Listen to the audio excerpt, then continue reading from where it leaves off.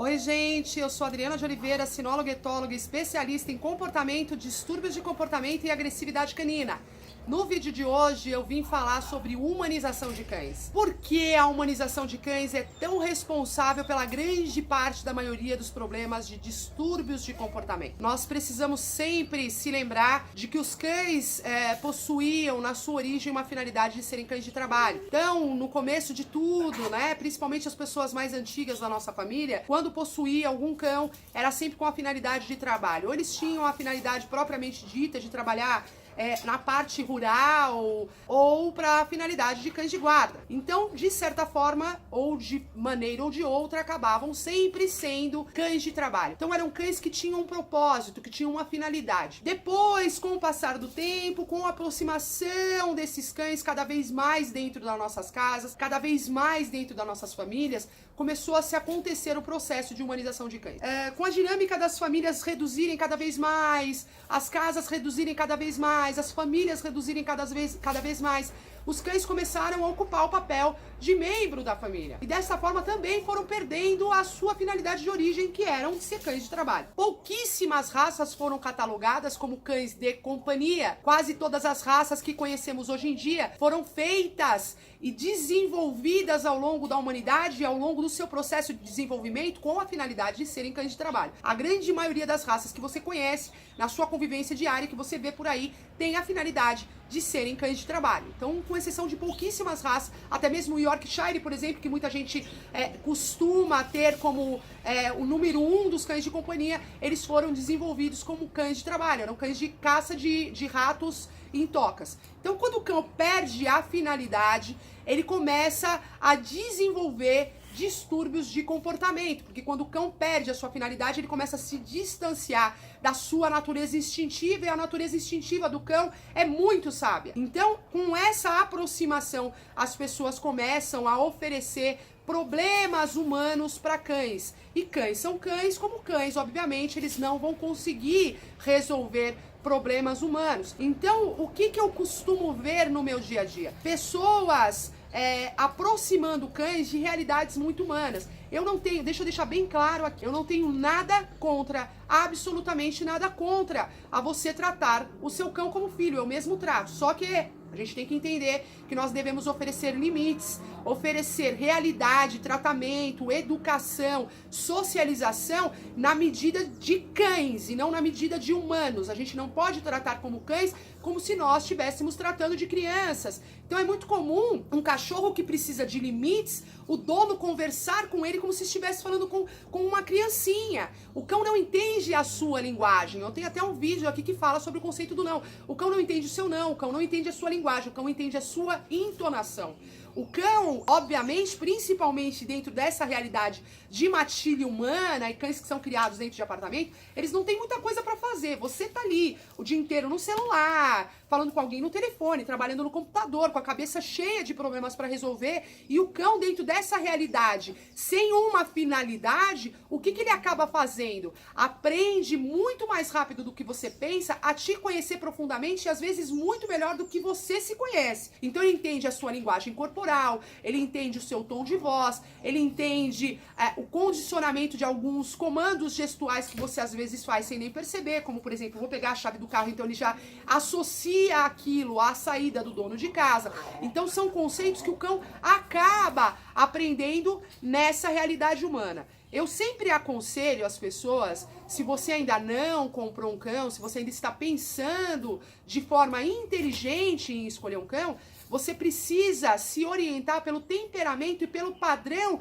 de temperamento da raça. E se nós estivermos falando de um cão sem raça definida, olhe a personalidade desse cão, seja ele adulto ou seja ele filhote. Eu até aconselho a adoção de cães adultos, porque você já sabe o que esperar daquele indivíduo, porque já é um indivíduo pronto, já é um indivíduo crescido. Então você já sabe o que esperar deste animal. Quando você vai atrás de um cão para trazê-lo para sua casa, muitas pessoas me perguntam: Adriana, como eu vou saber qual o cão ideal para mim? A primeira coisa que você tem que ter em mente é saber qual é a finalidade desse cão na sua vida. A grande maioria das pessoas vão me responder: a finalidade desse cão para minha vida é ser um cão de companhia. Tá bom, qual é o seu estilo de vida? Qual é o tempo que você tem para oferecer para este cão? Que papel ele vai ocupar na sua vida? Quais são as pessoas que vão manejar esse cão? Qual é a sua realidade hoje? Aí, através disso, você vai se basear na escolha de uma raça através do temperamento dela e não só dos aspectos físicos que são importantes para a relação de manejo, do dia a dia, que facilitam a nossa vida. Se você não tem tempo, você não vai optar por uma raça de pelo longo, por exemplo, mas que não são os mais importantes, porque no final das contas você acaba convivendo com a personalidade desse cão. O que eu te aconselho? Entenda a natureza do cão, respeite a natureza do cão, aprenda a se comunicar com o cão. O cão tem uma linguagem própria. Aqui na minha página e no meu canal no YouTube você vai achar vídeos explicadinhos. Tem vídeos mais curtinhos, mais dinâmicos, que vão direto ao assunto.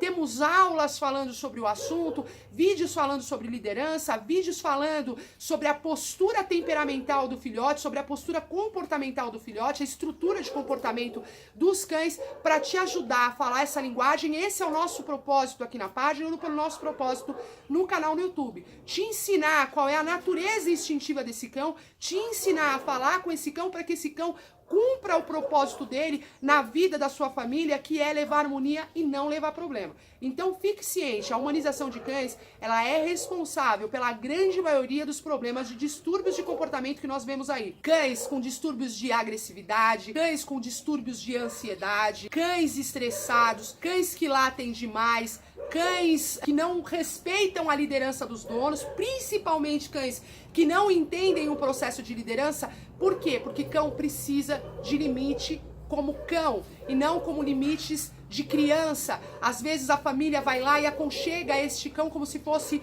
uma criança, oferecendo estímulos demais sem que esse cão precise fazer nada de volta para receber. Isso é o que a gente chama de conceito de condicionamento assertivo. O cão se comportou de maneira adequada, ele recebe um estímulo positivo. Se comportou de maneira inadequada, nós negativamos isso da forma correta, e aqui você também vai achar o vídeo que fala sobre o condicionamento do não. Então é impor limites, impor a liderança de forma correta, lembrando sempre que esse serzinho fofo, encantador, que derreteu o seu coração, é um cão e ele vive num conceito natural de matilha. Se você não for o líder dele, obviamente, ele vai ocupar esse lugar de líder. Ele não vai ser o seu filho humano, ele vai ser um cachorro com distúrbios de comportamento, porque como cães ele não vai ter condições de resolver os problemas humanos que você está oferecendo, a realidade natural canina deste indivíduozinho que acabou com o seu coração, te derreteu e você faz todas as vontades dele. Tá errado.